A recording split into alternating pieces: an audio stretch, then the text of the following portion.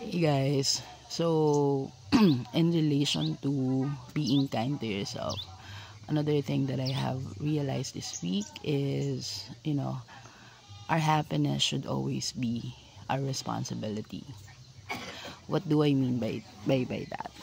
So, um, if you're waiting for someone to to come and make you feel whole again, you'll always end up feeling empty, right? Why? Because it's not anyone else's job, right?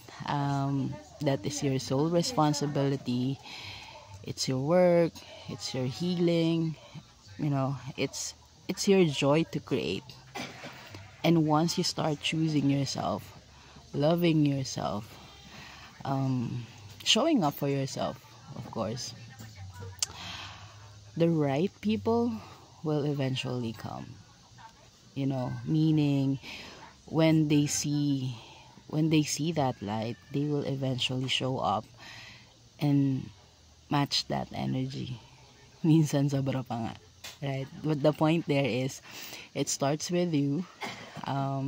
So again, be kind to yourself. Fill up your own cup, right? And own your happiness, because you're already enough, and you always have been. Thank you.